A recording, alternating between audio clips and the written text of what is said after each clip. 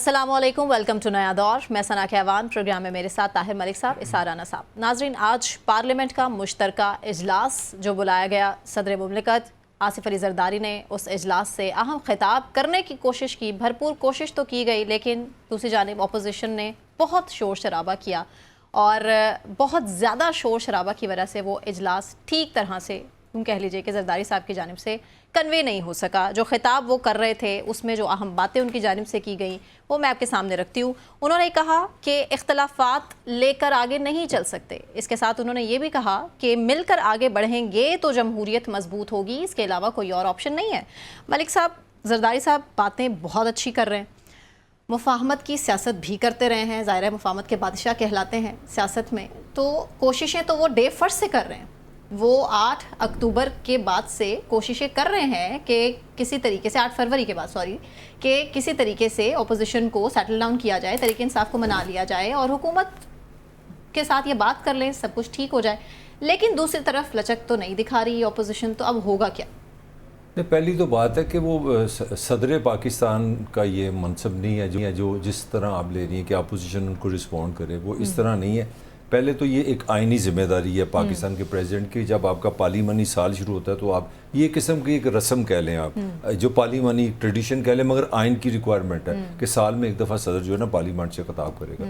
इस बार जो नई बात हुई है, पहले कभी नहीं हुआ। पहले होता है स्पीकर जो असेंबली होते हैं वो ही उसको हेड करते हैं। इस वक्त ये नई एक चीज़ डेवलप हुई है कि सैंड का चेयरमैन भी साथ बैठा है, स्पीकर भी साथ बैठा है। अब जो मैं आपके सवाल की तरफ आता हूँ, ये एक ही तकरीर है जो हमेशा से लिखी जा रही है। उसमें सदर आके हमारे सारे प्रोफेसर बन जाते हैं, बड़ी अच्छी अच्छी बातें करते हैं। मैं अब बहुत नोट करना शुरू कर गई हूँ गा गेगी का इस्तेमाल।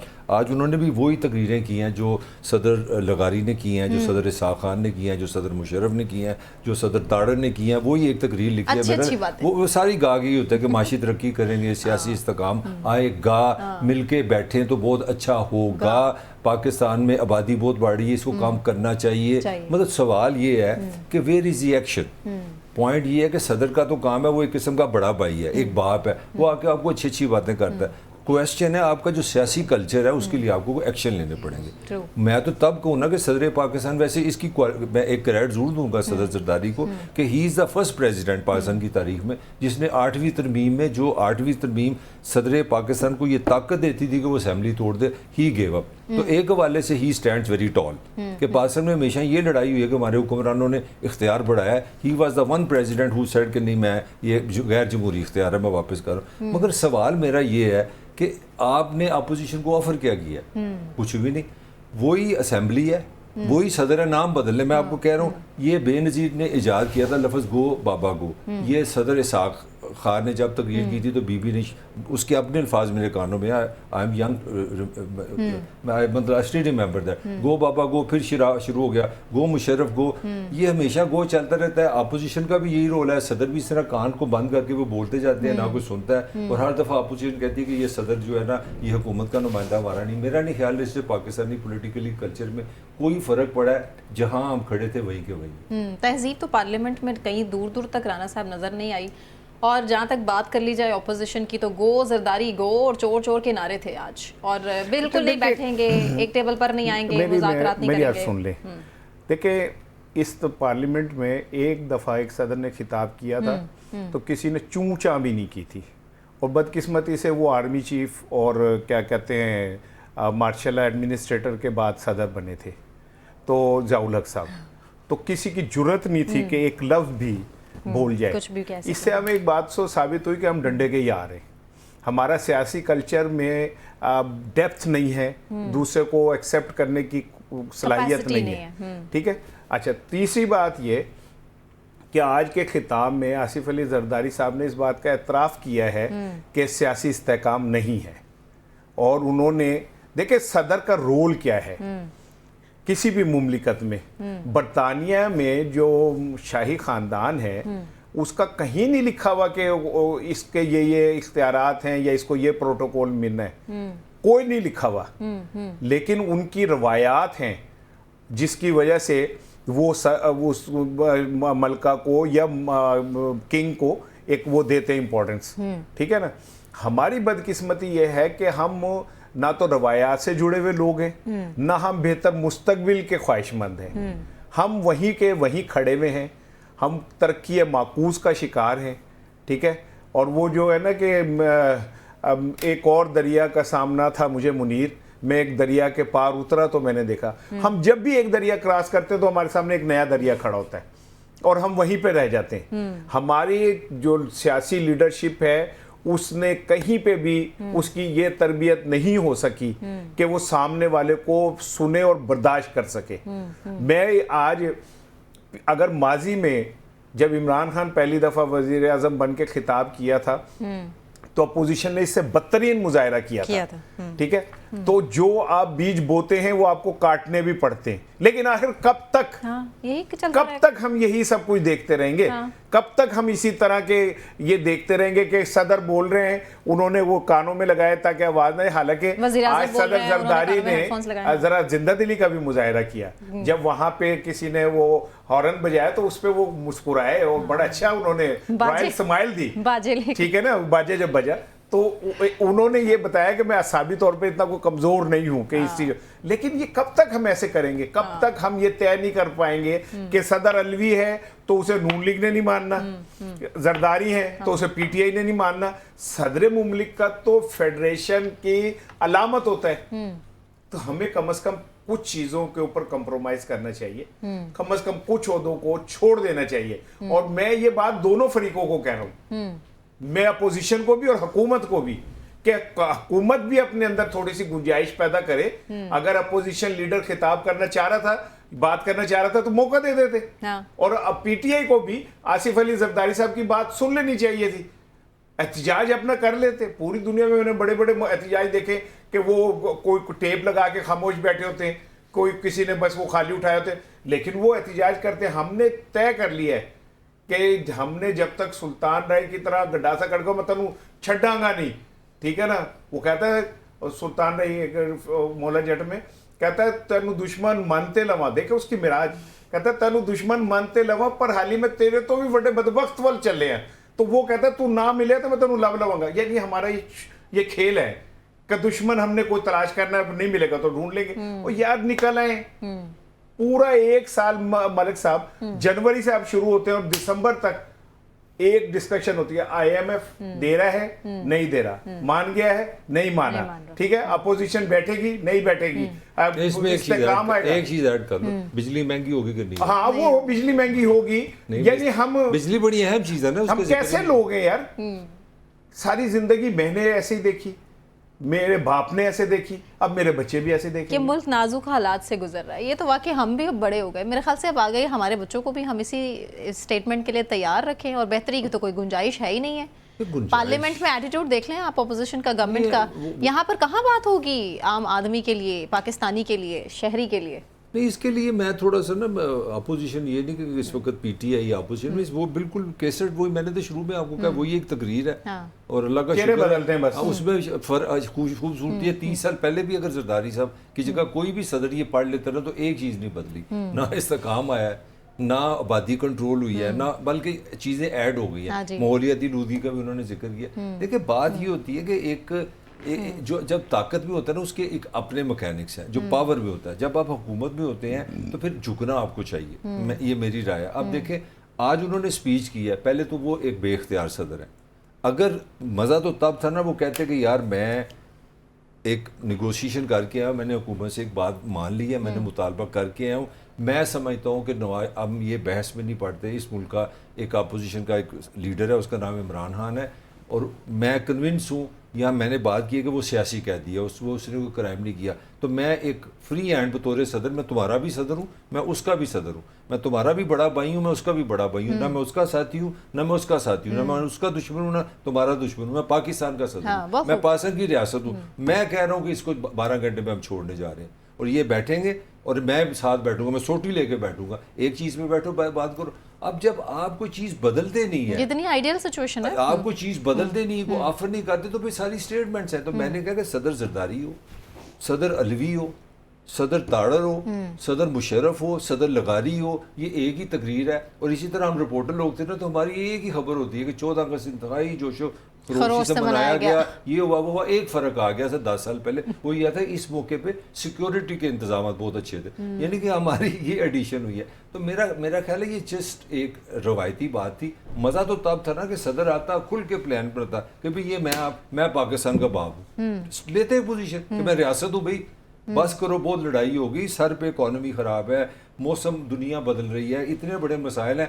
मैं कहता हूँ इसको, मैं वज़ीर आज़म से दरख्वास्त भी कर रहा हूँ, हुक्म भी दे रहा हूँ कि 36 घंटे में बैठो और कोई सोल्यूशन लेके बाहर आओ। ये था बात। सोल्यूशन तो सिर्फ एक ही है ना, तरीके इंसाफ अपोजिशन तो सिर्फ यही बात कह रही है कि ठीक है मैंडेट चोरी तो हुआ, लेकिन खान साहब की रिहाई कर दें, तो कौन करेगा खान साहब की रिहाई? उसके बाद मामला आगे बढ़ सकते हैं, फ्लेक्सिबिलिटी शो कर सकते हैं। मलक जो एक आइडियल बात कर रहे हैं, ठीक है ना, और ये बड़ी ज़्यादा आइडियल है, क्योंकि खाली सदर के कहने से इमरान खान ने रिहा नहीं होना, एक प्रोसेस है ना। हाँ। जिसमें अदालतें हैं, अदालतों में मुकदमात हैं, 200 मुकदमात हैं, उन सब में उसकी जमानत होनी चाहिए, कुछ में जिनमें सजा हुई है वो ख़त्म होनी चाहिए, फिर ही बाहर आ सकता है, मंजूरी होनी चाहिए, ठीक है ना। अब इमरान खान के ऊपर कोई अल्लाह तो इतना मेहरबान नहीं कि मियां नवाज शरीफ साहब की तरह वो गाड़ी जो उन्होंने तोशा खाने से ली थी वो बंदे ही मुकर के उन्होंने कहा नहीं तोशा खाना से नहीं ली थी, ये तो इन्होंने वो जो पूल होता है वहां से ली थी। यानी कि आप आंखों में मट्टी झोंकते हैं, मिर्चे डालते हैं, हाँ। ठीक है, और कौम को समझते हैं कौम बेवकूफ है, हाँ। कौम को कुछ नहीं पता। हाँ। आप अचानक कह देंगे कि ये तो जी गिलानी साहब ने ऑफर की थी, गिलानी साहब को अचानक एक दिन फोन आ गया कि सोते हुए में, वो हो भाई मैंने तो ऑफर करनी थी गाड़ी नवाज शरीफ साहब को, उन्होंने कहा सर आपकी गाड़ी ना ऑफर कर रहे हैं, तो उन्होंने कहा यार ले ले, मैं तो साइकिल पे फिर रहा हूँ, चल तू दे दे, ठीक है ना भाई। उसके बाद वो तोशा खाना की गाड़ी जो है वो लीगल हो गई, जो उन पे बनती नहीं थी। आप इमरान खान को तो इस बात पे भी सजा दे रहे कि उसने एक हार जो पैसे दे के लिया और आगे से बेचा, उसकी मर्जी उसने बेच दिया, घड़ी, ठीक है, घड़ी, सॉरी, और आप एक बंदे को माफ कर रहे हैं, और एक के पास हार है गिलानी साहब के पास, लेकिन उसका कोई जवाब नहीं, आप नवाज शरीफ को माफ कर रहे हैं। हाँ। कि जी आपने गाड़ी तो ली जो आप एलिजिबल नहीं थे लेने के, लेकिन आपने तोशा खाना से नहीं ली, वो किसी शोरूम पे खड़ी थी जहां से जाके लिए। तो अगर जिस मुल्क का कानून इस सतह के ऊपर लचकीला हो, ठीक है, और एक चिंगम की तरह हो जिसे जहां मर्जी खींच लो, तो उसमें आप इस तरह तवक्को नहीं कर सकते कि जी जरदारी साहब कहें कि जी इमरान खान को रिहा कर दो। ले मैं आपको गट फीलिंग अपनी बता रहा हूं कि मेरी जर्नलिस्टिक मेरी वो है कि अगर पीपल्स पार्टी के हाथ में हो ना, तो वो आज जरदारी उसको इमरान खान को बाहर निकाल दे। क्योंकि उनका ट्रैक रिकॉर्ड ये बताता है, स्टेटमेंट्स भी इसी तरफ इशारा करते हैं, पीपल्स पार्टी का ट्रैक रिकॉर्ड ये बताता है कि वो सियासी कैद पे यकीन नहीं रखते, ठीक है ना, लेकिन वो एक सिस्टम का हिस्सा है ना उसमें। और फिर बात ये कि हो सकता है अगर अदालतों का मामला होता तो शायद जरदारी साहब एफर्ट भी कर लेते, लेकिन अब अगर मामला अदालतों का नहीं है बड़े भाई तो फिर वो क्या करें? बड़े भाई का मामला है मलिक साहब, बड़े भाई को मनाना पड़ेगा, और कौन मनाएगा? जो अदालतों का मसला है ना, जब जो रियासत में हर मुकदमे का मुद्दई हुकूमत होती है, रियासत होती है, जजेस ने फैसला करना है जो आपके पास फाइंडिंग है, मुद्दई है, तो वो यहाँ तो अगर नवाज शरीफ में जिस तरह घड़ी चलती थी साथ साथ एक केस खत्म हो सकता था। मैं कहना चाह रहा हूँ कि रियासत जो होती है वो अगर अपने केसेस को उस तरह कर ले तो कोई ऐसी बात नहीं, मैं कोई कानून के खिलाफ बात नहीं कर रहा। रियासत चाहे ना, सदर के चाहने पे नहीं है भाई, आप जो रियासत कहते हैं ना वो उसके चाहने पे। सदर का रोल क्या है, फिर नेगोशिएशन क्या है, फिर आप बड़े भाई का रोल किस तरह ले रहे हैं। मैंने पहले कहा है कि अगर उन्होंने वाकई अमली तौर पर कुछ करना था तो वो उससे पहले खिताब से पहले हुकूमत को बुलाते, उनके पास ये सलाहियत भी है, एक्सपीरियंस भी है और वो इत्तेहादी भी है, तो वो कह सकते थे कि यार ऐसी मलिक साहब कैसे बुलाते, आशीर्वाद के बाद बड़ों की आशीर्वाद के खिलाफ कैसे बुला लेते? नहीं, वो अलग बात है ना कि निज़ाम इस वक्त अपोजिशन के सांस भी गिन रहा है और सारा कुछ हो रहा है, वो आगे हम बात भी कर लेंगे जो पीटीए के साथ होने जा रहा है। मुझे तो लगता है कि कहीं ना कहीं ये फैसला हो चुका है कि इमरान और पीटीए खत्म है फॉरएवर। ये मैं उस पर बाद में बात करूंगा। मेरा पॉइंट ये है कि जब आपने एक बड़े भाई का रोल अदा करना होता है, किसी जगह भी करना हो, तो फिर आप सबसे पहले एक काम करते हैं, आपकी अपनी कोई पोजीशन नहीं होती, ये दुनिया का दस्तूर है। हाँ। तो सदर तो वैसे ही एक न्यूट्रल पोजीशन है ना, तो सदर को चाहिए था, उन्होंने बड़ी अच्छी बातें की है। मेरा ख्याल है कि उनको ये ऑफर भी लगा देनी चाहिए कि मैं हुकूमत का भी सदर हूँ, मैं अपोजिशन का भी सदर हूँ, मैं एक तजवीज़ देता हूँ, कि आप 36 घंटे में बैठे, मैं अपना बानी चेयरमैन पीटीए से भी दरखास्त करता हूँ वो 3 बंदे दें, एक ही 3-4 चीज़ों पे आप इकट्ठे हो जाए। वो क्या हो सकती हैं कि इस मुल्क में इलेक्शन किस तरह होंगे, एक चीज़ कि इलेक्शन का तरीका क्या होगा जिस पे तुम दोनों मुत्तफिक हो जाओगे, ये कर लेते, या कहते कि दोनों बैठ जाएं और ऐसी सीटें निकाल लें कि जिस पे दोनों का डिस्प्यूट है। एक्सटेंशन का मामला हल वो कैसे बाद में होगा? चलते हैं कि ये सीटों पे हमारी धांधली हुई है। मैं रिसेंटली बात करूं कि ईमानदारी से आप बड़े भाई बन जाए, आपकी यार 15 सीटों पे उनकी लड़ाई है, 20 पे उसकी लड़ाई है, 30 पे उसकी लड़ाई है, 60 पे इलेक्शन करा लो और फिर इलेक्शन करा लो। पाकिस्तान इस तरह आगे लेकिन जरदारी साहब तो मान रहे हैं ना, वो कह रहे हैं कि मिलकर आगे बढ़ेंगे तो मईशत और जमहूरियत मजबूत होगी, मुल्क आगे बढ़ेगा। उनके पास तो सोल्यूशन है, लेकिन अब मिलकर बैठना कौन नहीं चाहता, या फिर इसके लिए सीरियसली सिर्फ बात की जा रही है, उसके लिए अमल कुछ नहीं किया जा रहा? नहीं, देखिए बात यह है कि जहाँ तक पॉलिटिशियंस हैं ना, जब तक ये खुद एक दूसरे को एक्सेप्ट नहीं करेंगे ना, बात आगे नहीं बढ़ेगी। सारी बात आप इस्टेब्लिशमेंट पे मत डालें। अच्छा, ठीक है ना, हम हर चीज़ में इस्टेब्लिशमेंट को कसूरवार करार दे देते हैं कि जी इस्टेब्लिशमेंट की पीटीआई से जंग है, इसलिए पीटीआई के ऊपर कांटा लग गया है और वो जनाब। लेकिन मुझे ये बताएं कि इस रियासत के अंदर सियासतदानों की भी कोई हकीकत और वजूद है कि नहीं है? अगर ये लोग एक पॉलिटिकल सिस्टम ऐसा डेवलप कर लेते हैं जिसमें तमाम सियासी कुव्वतें एक फ्रेमवर्क में रह के आगे बढ़ने पे इत्तफाक कर लेती हैं, तो क्या पहले चार्टर्ड ऑफ डेमोक्रेसी नहीं हुआ था? क्या 2 पाकिस्तान की बड़ी सियासी जमातों ने चार्टर्ड ऑफ डेमोक्रेसी नहीं किया था? हाँ, बिल्कुल साइन किया था। तो अगर हम चार्टर्ड ऑफ डेमोक्रेसी दोबारा रिवाइव कर लें और तमाम लेकिन असल चीज फिर उसमें एक चीज अड़ जाती है बात आके कि देखें जो मसनूई लीडरशिप है ना, जो पहले दिन से पैराशूटर हैं या जिन्हें आदत है इस्टेब्लिशमेंट के कंधों पे चढ़ के आके इख्तिदार में बैठने की, वो इस निज़ाम को कैसे एक्सेप्ट कर लेंगे? वो ये कैसे मान लेंगे कि हम चलें जी ठीक है आइंदा से अवाम के वोटों पे फैसला होगा? ट्रांसपेरेंट अगर अवाम के वोटों पे फैसला होगा तो फिर फॉर्म 45 निकाल देना, दे लोगों को। ट्रू। फॉर्म 47 फिर क्यों सर पे चढ़ा दिया आपने? लिहाजा जो 47 के ऊपर जीते हुए लोग हैं, हाँ। वो क्यों चाहेंगे कि एक डेमोक्रेटिक निजाम बन जाए और 45 के फॉर्म गिन के और वो जो हकदार है उन्हें हक मिल जाए? फिर तो कोई वजीर आजम भी नहीं रहता, फिर कोई वजीर आला भी नहीं रहता, फिर तो कोई विफाकी वजीर भी नहीं रहता। ठीक है ना? तो इनकी बका है इस निजाम के अंदर, इनकी सर्वाइवल है इस निजाम के अंदर। और अनफॉर्चुनेटली जो हमारे गॉड फादर हैं पाकिस्तान से बाहर के, वो जामीन होते हैं हमारे और वो हमें शेल्टर देते हैं क्योंकि हमने उनके मुफादात की निगरानी करनी है। ठीक है ना? मशाद हुसैन साहब का इंटरव्यू सुने, हाँ जी, जो उन्होंने कहा है, खुलकर उन्होंने तो कहा कि जी नवाज शरीफ साहब को अमेरिका ने क्या नाम है टास्क लगाया 3 बरादर इस्लामी मुल्कों को कि जी आपने इनको निकालना है बाहर, क्योंकि इन्होंने एक वक्त में हमारी हमायत की हुई है। हाँ जी। ठीक है ना? और फिर उन्होंने निकाल लिया। अगर हमारी किस्मत के फैसले अमेरिका या बरादर मुमालिक नहीं करने हैं तो फिर हम उन्हें कहें कि यार आके आप गौन कर लें, आप बैठ जाएं इधर आके, वो ज्यादा हो अच्छा कर लेंगे। कम से कम वो अगर बरतानिया यहाँ आया था और हमारी सारी इकोनॉमी को लूट के ले गया, ठीक है ना, लेकिन कुछ चलो कर तो गया था, चलो यार इसी तरह कर लो। लेकिन ये कि फिर हमें अपनी आज़ादी, अपनी गैरत, हमियत सबको गिरवी रख देते हैं सीधा सीधा। रखना तो मलिक साहब, गिरवी रखने से मसाइल का हल तो नहीं निकलेगा। मसाइल का हल तो ऐसे भी नहीं निकल रहा है। बात जमहूरियत की करते हैं हम ज़रूर हैं, लेकिन हम जमहूरियत को क्या रिस्पेक्ट भी कर रहे हैं? हम क्या आइन की रिस्पेक्ट भी करते रहे हैं? हमने अपना माजी उठाकर देखा है, हम आइन को बिल्कुल रिस्पेक्ट नहीं करते और उसके बावजूद हम कहते हैं कि जी जमहूरियत इससे फले फूले। तो ऐसे तो नहीं चलेगा ना काम। ना देखें, हर चीज़ का ना एक रास्ते का ना एक रनवे होता है जिस पे जहाज उठता हज़ारों मील है, मगर उसको 10-15 माइल चाहिए, ज़मीन चाहिए जहाँ से वो जहाज उड़ता है, जिसको रनवे बोलते हैं। दुनिया की जितनी भी डेमोक्रेसी है उसका रनवे क्या है? उसका रनवे है इलेक्शन। हाँ जी।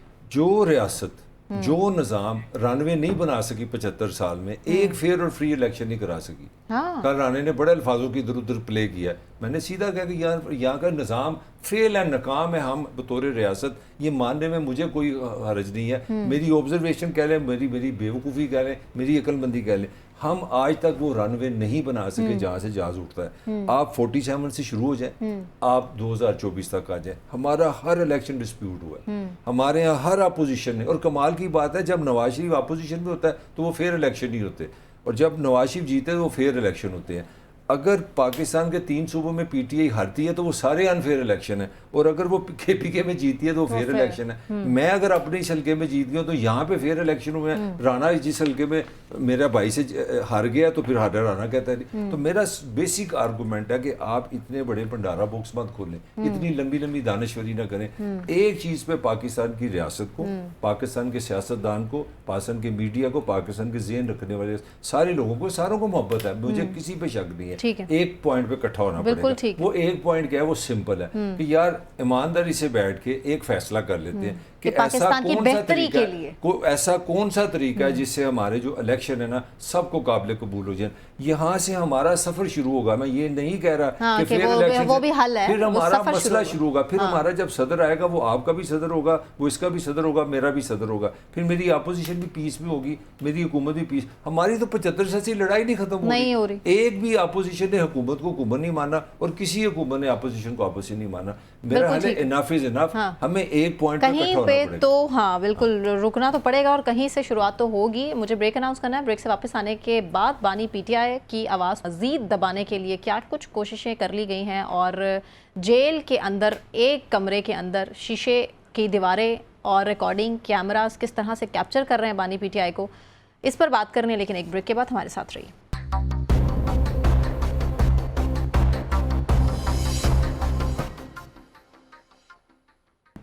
वेलकम बैक नाजरीन। बानी पीटीआई के हवाले से ख़बरें ये हैं कि सहाफ़ियों से बिल्कुल मुलाकात पर पाबंदी आयद कर दी गई है और कुछ लोग हैं जो कि स्पेसिफिकली ही शायद मिल पाएंगे बानी पीटीआई से जेल में। और इसके अलावा अलीमा खान साहिबा ये कह रही हैं कि सितंबर अक्टूबर तक के चांसेस हैं कि इमरान खान को जेल में ही रखना है और मज़ीद तवील किए जाएंगे उनकी केसेस की समाअत के हवाले से भी उन्होंने ये कहा। मलिक साहब, आप ही से मैं पूछना चाहूँगी, ये बानी पीटीआई की सियासत अमली तौर पर ख़त्म हो चुकी समझ लिया जाए? देखिए, कोशिश तो ये है। अमली तौर पे तो पाकिस्तान के वोटर का ये राइट है, वो ख़त्म करेगा। क्योंकि मैं अभी भी बिलीव करता हूँ, हालांकि मैं बहुत छोटा था, मगर मेरे जहन में भी भुट्टो जिंदा है। मतलब उसकी जो पॉलिटिकल रोल है, आप पॉलिटिकली किसी को कत्ल करते हैं इलेक्शंस में हरा के, ये भी एक आर्गूमेंट है कि आप कभी किसी को इलेक्शन से वोट आउट करते हैं। अगर इमरान खान मार खाएगा तो खाएगा जिस दिन लोग उसको वोट नहीं देंगे। बाकी अब जो मर्जी करें। अब लेटली जो आपने बात की है अब राणे से भी लेंगे। अब वो एक अमेरिकन स्टाइल होता है कि आप कैदी किसी से मिलते हैं तो आप आवाज़ से नहीं बात करते।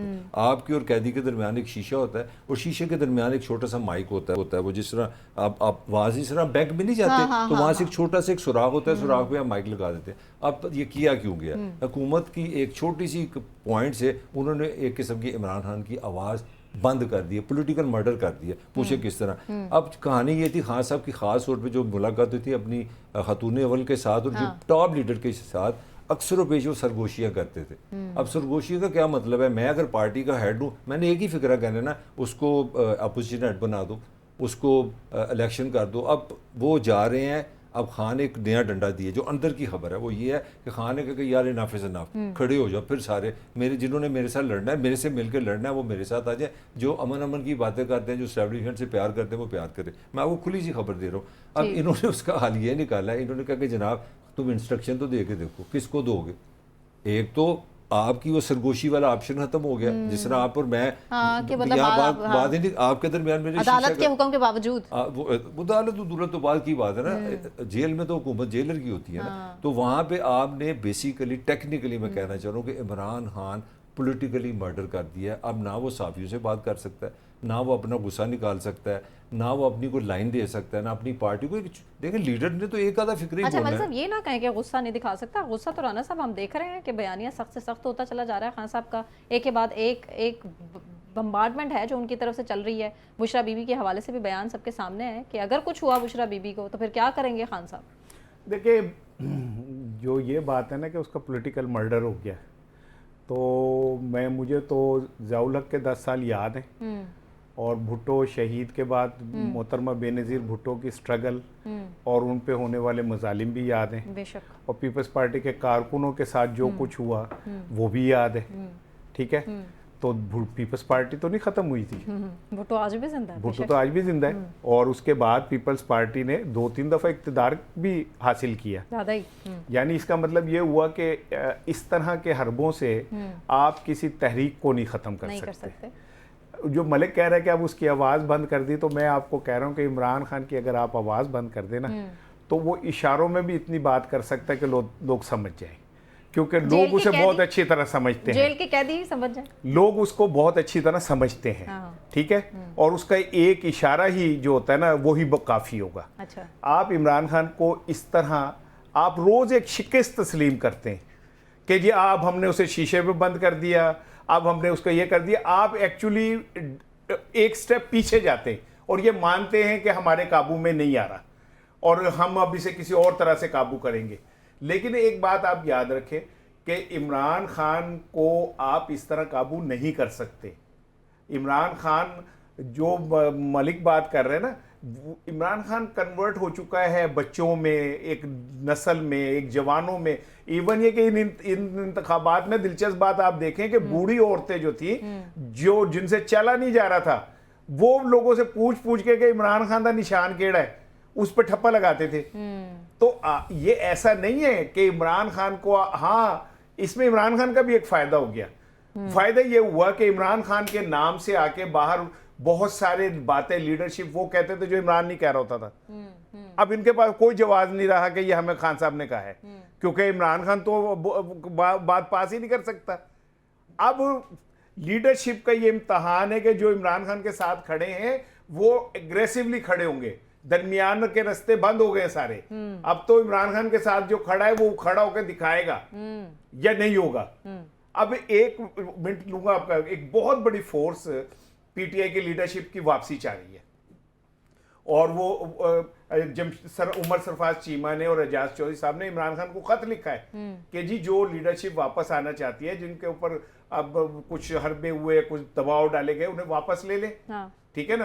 अब फवाद चौधरी साहब पे जो एक मुकदमा हुआ दिलचस्प, वो ये कि उन्होंने मोबाइल की एक शॉप में घुसकर डकैती की है।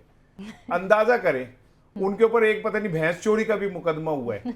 यार कुमर, आपको मुकदमा फवाद चौधरी साहब के लेवल का ही बना दो, कोई जहाज चोरी का ही कर देते यार। वो मोबाइल चोरी तो वो फवाद चौधरी तक हो गया। फिर इसी तरह जैसे मलाइका बुखारी है, मलिका बुखारी है, जैसे क्या कहते हैं वो, क्या नाम था खातून का, सरफराज जमशेद चीमा साहब की, जो मुसर जमशेद चीमा है, ठीक है, श्री मजारी है, जिनको बच्चों के जरिए एक्सप्लॉइट किया गया।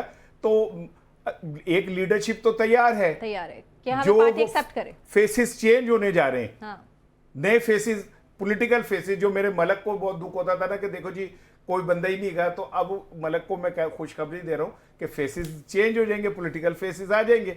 हाँ, अब इम्तहान है कि वो इस बार भागते हैं या नहीं भागते। अच्छा, सख्ती फिर से उनके लिए आ सकती है।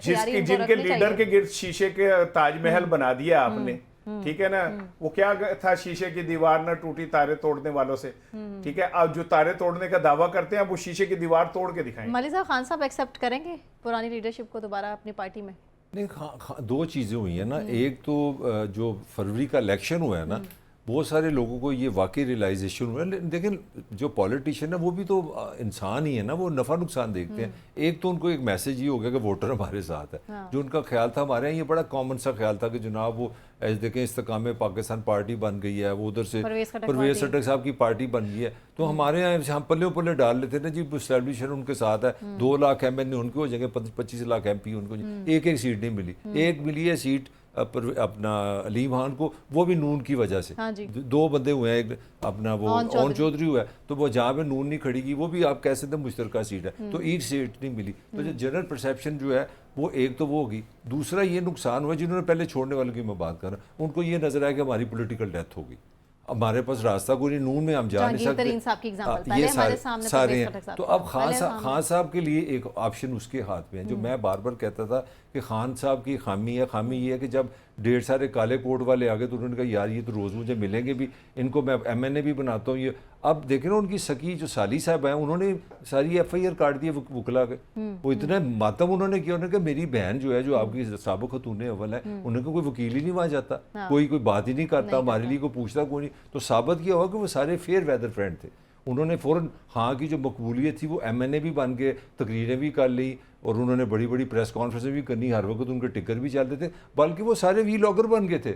मुझे अच्छी तरह याद है, पहले वो खान साहब के बाहर आके पहले प्रेस कॉन्फ्रेंस करते थे, फिर अपने घर जाके वीलॉग करते थे। व्हाट इज़ दिस यार? तो उसमें जो अच्छे थे बुरे फेस थे, मेरा हाल है हाँ को भी लचक दिखानी पड़ेगी, कहीं ना कहीं इनको एडजस्ट करना पड़ेगा। लचक कैसे दिखाने राना साहब, ऐसे लचक कैसे दिखा लें जब बुशरा बीबी की जान को पहले ही खतरा है और हलीमा खान साहबा बार बार कह रही हैं कि इमरान खान की अपनी जान को भी खतरा है, और ऐसे में लीडरशिप की वापसी होनी चाहिए या नहीं होनी चाहिए, एतबार किस पर करें ना करें। शीशे की दीवारें पहले से यहाँ पर मौजूद हो चुकी हैं और मजीद मलिक साहब के बकौल मजीद कॉर्नर किया जाएगा, पार्टी को अमली तौर पर सियासत से निकालने की कोशिशें की जा रही हैं। तो ऐसे में कहाँ स्टेबिलिटी देख रहे हैं आप? नहीं, एक तो ना मुझे आप पे वो हो रहा है, आप बार बार बेचारी बुशरा बीबी की जान को खतरा है। मुझे तो लगता है आपको बहुत शौक है उनको कोई नुकसान पहुंचे। देखिए ना, खान साहब ने तो seriously नहीं ले रहे। बड़ी वो एक वार्निंग दी है, बड़ी ये देखो जरा, उन्होंने तो seriously बड़ी नहीं ले रहे। मोहब्बत दिखाई है अपनी बीवी से। वो सारी बातें ठीक नहीं तो है उनके भाई। वकला कह रहे हैं। भाई मेरी सुन लेना बात कि जो खान साहब अच्छा, के मजाक है ये? नहीं खान साहब कि के जो नहीं साथ रहा? मुखालफीन है ना, वो कोई भी इतने बच्चे नहीं है कि वो बुशरा बीबी की जान लेके एक तहरीक को खूनी तहरीक में बदल देंगे। ठीक है ना, ये तो अंधे को भी नजर आ रहा है कि आप बुशरा बीबी की और इमरान खान की जान की हिफाजत मुस्लिम पीटीआई के वर्कर से ज्यादा इंपॉर्टेंट हुकूमत के लिए। हाँ, इनके अपने गले पड़ जाएगी। आप क्या समझते हैं इमरान खान को जो खाना जाता है या वैसे ही चल उसको चेक किया जाता है 10,000 चीजें। इमरान खान की जान की हिफाजत खुद हुकूमत की बड़ी जिम्मेदारी है। ठीक है ना, वो पीटीआई वालों को तो छोड़ ही दें आप। तो ये ऐसी बात नहीं डील हो रही है, डील हो रही है। देखिए मुझे नहीं पता डील हो रही है, खान डील नहीं करेगा। खान अदालतों से बरी होगा, खान अदालतों से इंसाफ लेगा, खान अदालतों के जरिए बाहर आएगा, खाम और बाहर आएगा। ये बात मेरी लिख लें। कोई नहीं सोच सकता था कि मियां नवाज शरीफ साहब जिनको लंदन जाना पड़ गया, लंदन से ऐसे हवाओं में उड़ते हुए आ जाएंगे।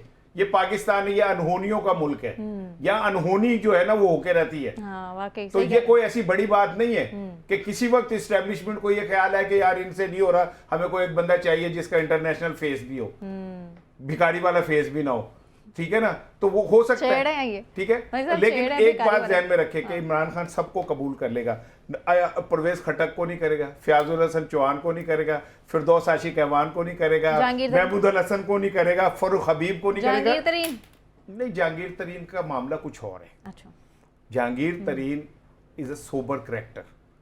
ये बात ठीक है ना, लेकिन देखें जहांगीर तरीन की एक बात आपको बताऊं कि इतने इख्तिलाफात के बावजूद भी जहांगीर तरीन साहब ने कभी डायरेक्टली इमरान खान के ऊपर किसी बात का वो नहीं किया। ये बड़ेपन के बड़े इंसान के खानदानी होने की अलामत होती है। ये छोटे छोटे जो हैं मेंढकों की तरह इन्होंने खान साहब की गोद में पल के बढ़ के इन्होंने खान साहब के लिए जो कुछ कहा, फयाजुल हसन चौहान के ऊपर मुझे हैरत हो रही थी। खैर उन्होंने तो माजी में भी काजी हुसैन अहमद साहब के साथ भी यही किया था।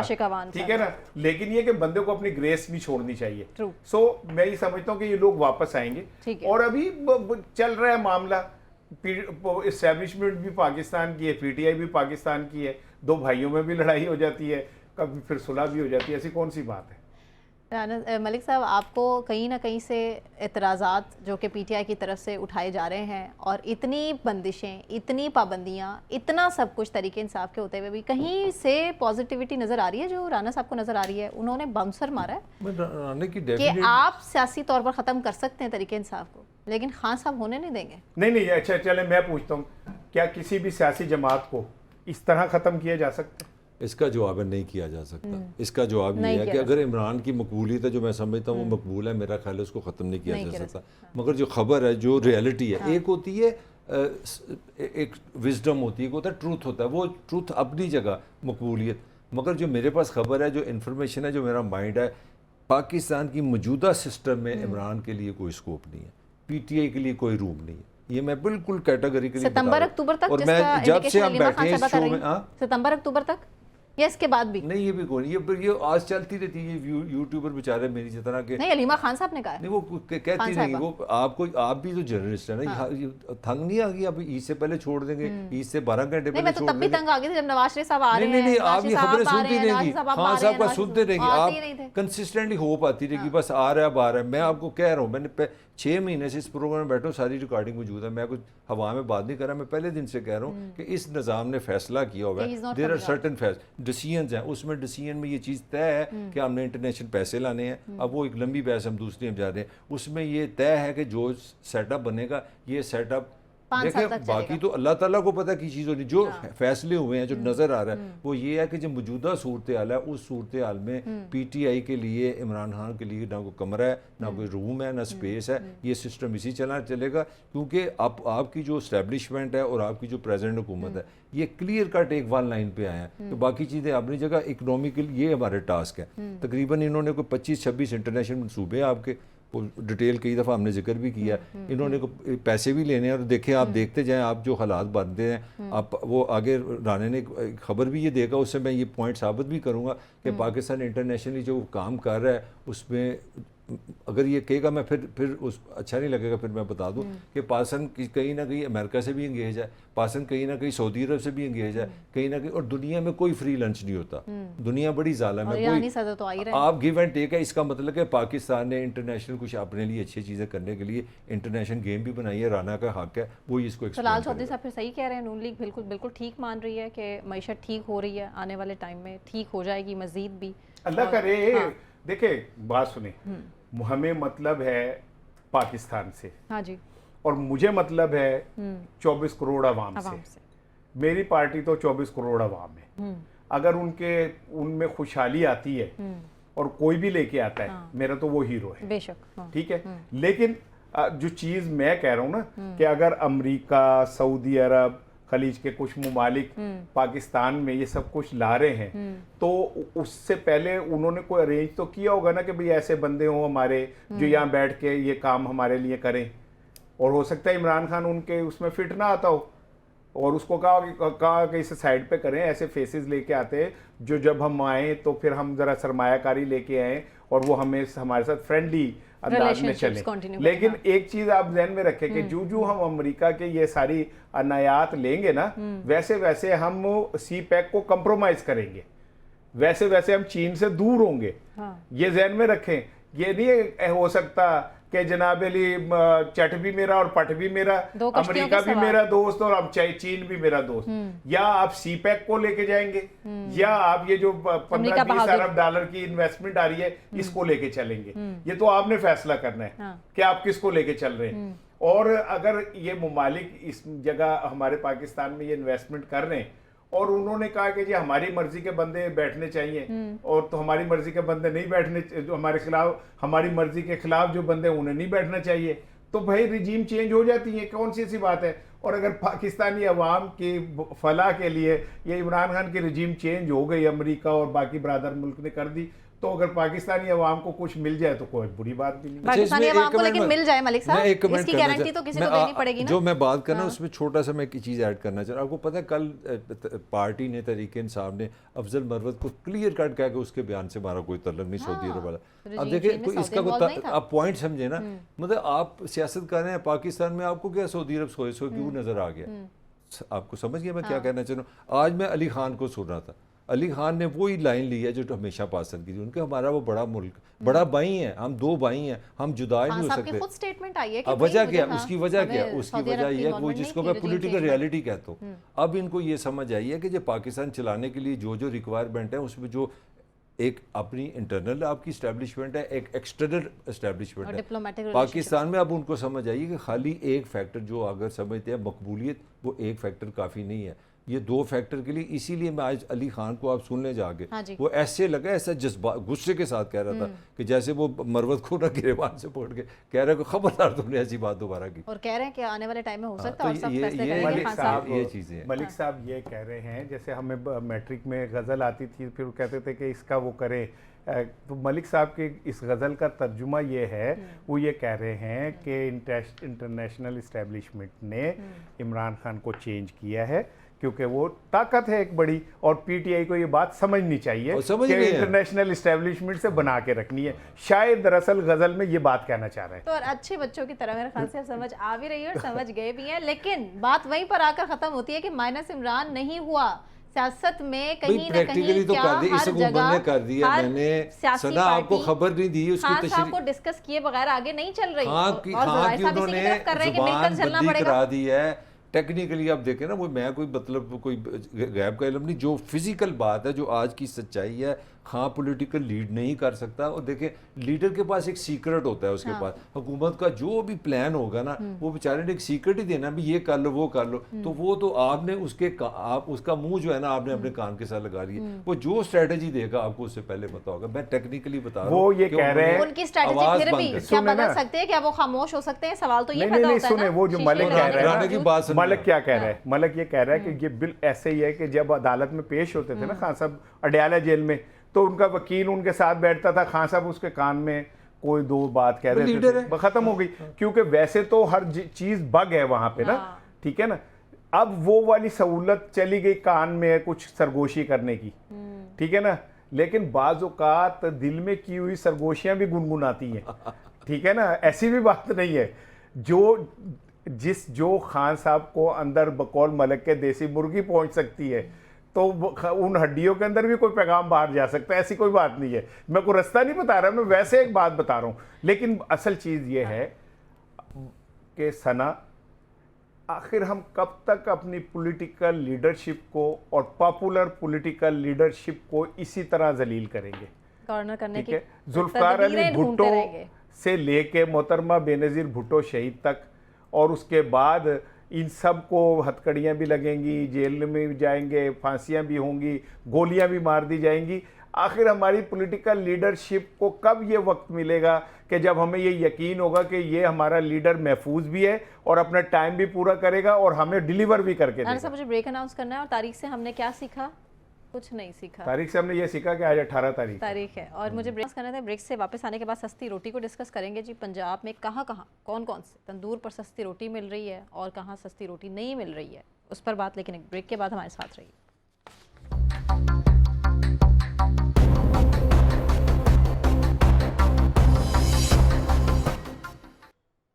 वेलकम बैक नाजरीन। सस्ती रोटी के मामले पर जो एक्शन लिया गया था वज़ीर आला पंजाब की जानिब से, मरीम नवाज साहिबा की जानिब से, कि तंदूर पर रोटी 16 रुपये कीमत में दस्तयाब होनी चाहिए, लेकिन हमने उसके बाद देखा कि इस पर अमल दरामद नहीं हो सका और नानबाई एसोसिएशन उसकी जानिब से बाइकआउट किया गया। और 5 रोज़ के बाद उन्होंने हड़ताल की कॉल भी दी कि पेट्रोल तो सस्ता नहीं हो रहा, बिजली सस्ती नहीं हो रही, अखराजात महंगाई वहीं की वहीं है, तो ऐसे में रोटी सस्ती कैसे मिल जाए? राना साहब, रोटी सस्ती कैसे मिल जाए, सबसे मुझे बड़ा तो ना, सवाल है। मैं तो मरियम साहिबा के हाथ जोड़ के कहता हूँ, आप खुदा का वास्ता है, आप रोटी का पीछा छोड़ दें, ठीक है। आपके इस चक्कर में मुर्गी 800 रुपये किलो हो गई है मलिक साहब। हाँ सही है। किसी दौर में हमने कहते थे कि बीफ और मटन महंगा है तो चलो मुर्गी ले लेते थे, गरीब लोग किलो पका के एक एक बोटी सारे खा लेते। 800 रुपये किलो है मुर्गी। आप गरीब को जीने का हक देंगे कि नहीं देंगे? वो एक ना घर में बच्चा आधी रात को उठ गया और रो रहा था, तो उसकी माँ ने ना उसे लोरी सुनानी शुरू कर दी ऊंची आवाज़ में। तो साथ वाले घर से आवाज़ आई कि बाजी बच्चे नू रोन दो, तुसी चुप कर जाओ, ठीक है ना।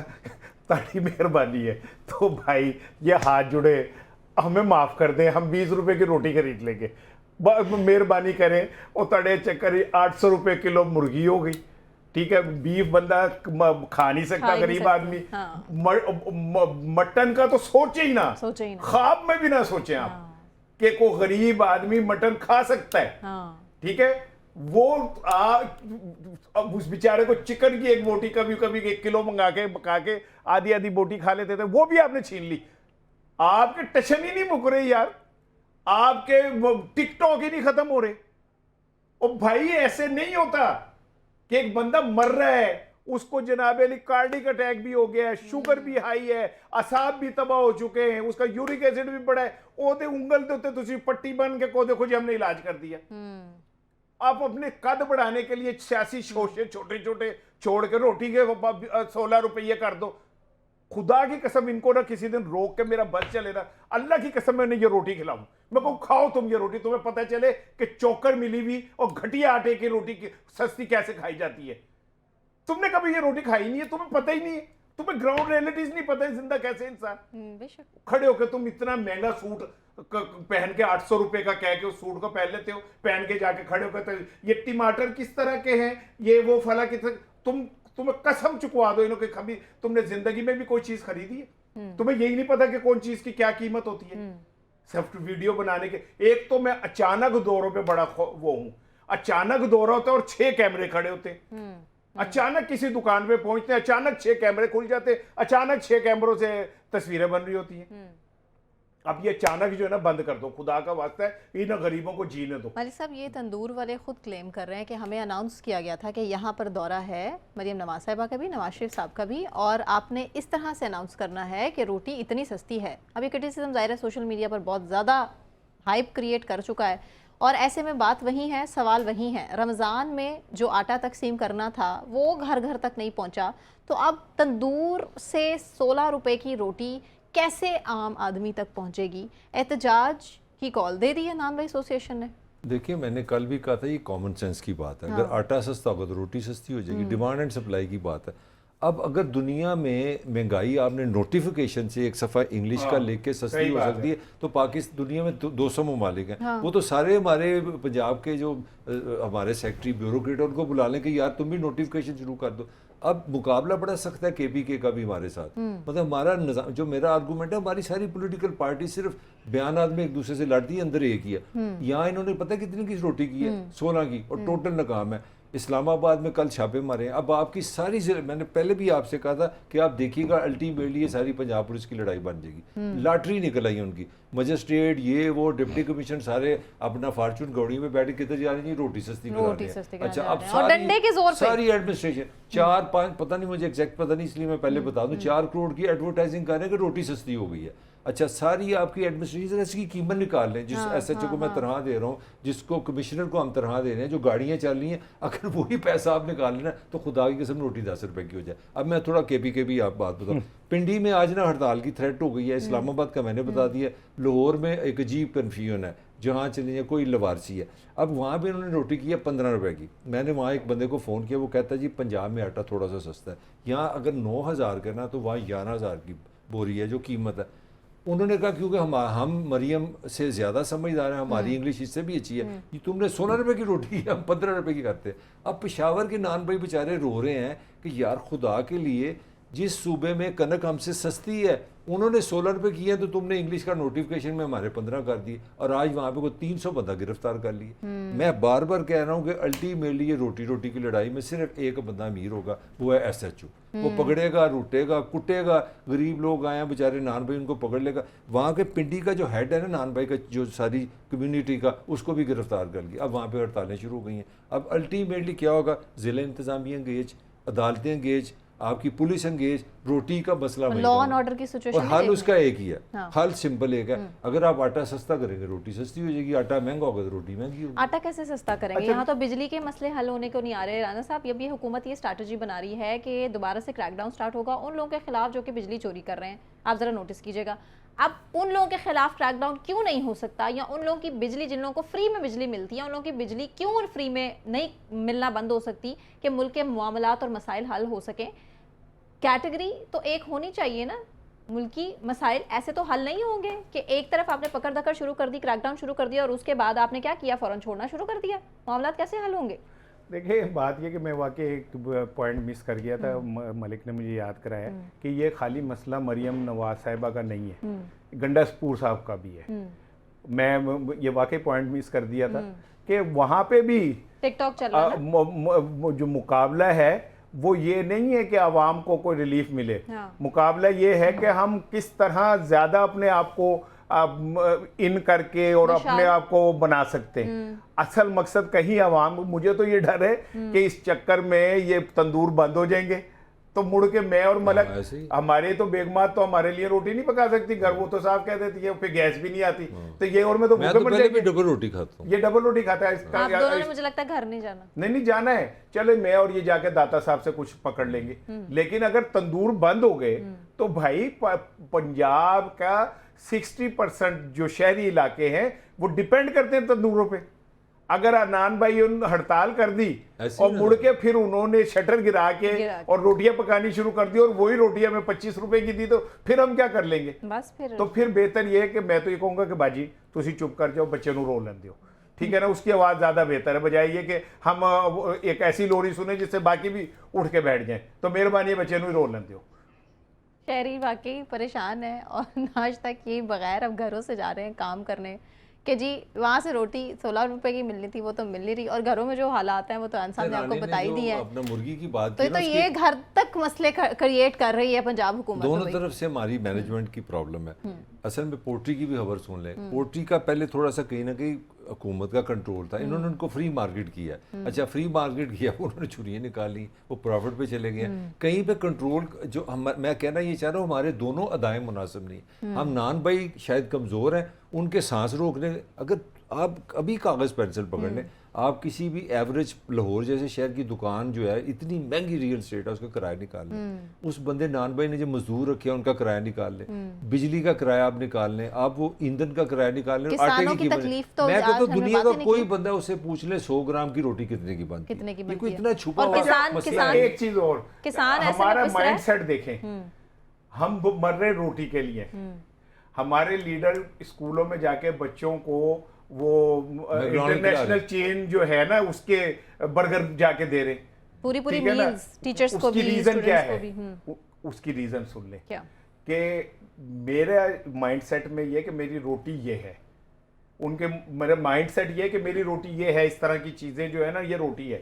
उनके माइंडसेट में रोटी वो नहीं है जो आधी जली होती है और आधी, मैंने तो हमें कह दिया गलती से अपनी बेगम को कि आपसे हर चीज जलती है, रोटियां भी जलती हैं, दुनिया भी जलती है आपसे, तो मैंने गले पड़ गई बात मेरे। तो हम तो वो तंदूर पे जली हुई रोटियां जो है यूं यूं मार के ऊपर से काला खटा के नीचे से खटा के वो खाते हैं। इन्हें नहीं पता इस बात का ना कि ये इनका खाजा है। और स्पेशली वो फूड चेन जो कि जिसका बाइकआउट नहीं, चल ये रहा है अभी राना अभी गजा अपना के बाद गुस्सा से। निकाला। देखिए बड़ी सिंपल साइड ही उन्होंने एक अल्टरनेटिव आपको ये दिया कि अगर रोटी आपको 16 रुपए की नहीं मिलती तो आप मैकडॉनल्ड के बर्गर खा लें। यही है ना लड़ाई का, 16 या 20 की है। देखिए आपको हल मिल गया ना। मुझे आप बाप हो, आपके बेटे को रोटी नहीं मिल रही 16, आप छोड़ दिया बर्गर खाना शुरू कर। नहीं मेरा ख्याल है मलिक साहब, अब आपको बात मसला समझ नहीं आई। हल हो गया। वो जो आगाज में पंजाब हुकूमत ने ऐलान किया था ना कि आप अगर मरेंगे तो हम आपको ऑनलाइन आपकी बुकिंग कर देंगे कब्रों की, और वो कुछ दिया था। तो मेरा ख्याल है कि ये बाकायदा एक सिस्टमेटिक काम चल रहा है। वो अब मुझे समझ आई कि अजमा साहिबा ने जो ये कहा था ना कि हमने बड़ी तहकीक के बाद आटा सस्ता किया, अब ये सारी एक अच्छी खबर भी आज, एक क्या अच्छी क्या? खबर भी है। पहले हमारी जो निगरान हुकूमत थी ना, उन्होंने पैसे बढ़ा दिए थे, अगर खुदा न खासा मर जाए तो अब सर्टिफिकेट बड़ा महंगा था। अब मोहसिन नकवी साहब तो नाम ही मोहसिन है, अब उन्होंने कहा कि यार ये फ्री कर दो, तो बनने में एक सहूलत आ गई है। अगर आप मर जाते हैं तो जो आपका सर्टिफिकेट है उसके वो कोई आपको पैसे फ्री नहीं। में मिल जाएगा। मोहसिन नकवी साहब और ने पहले ये कितने realize पैसे किया। थे उस पर? कुछ थे पैसे ना, कुछ पैसे आपको दे। आज उनका चलें, बयान हमने है प्रोग्राम कि के अच्छी ख़त्म खबर तक ये है कि अगर आप कुछ मर तो जाते अच्छी हैं तो खबर है। फ्री आपका हाँ, सर्टिफिकेट। क्योंकि यहाँ पे वही मरना वही मेरे ख्याल से बस आसान रह गया, जीना तो बहुत मुश्किल है पाकिस्तान में। मुझे सना के अवान को, ताहिर मलिक साहब को, राना साहब को इजाज़त दीजिए। अपना बहुत ख्याल रखिए। अल्लाह हाफ़िज़।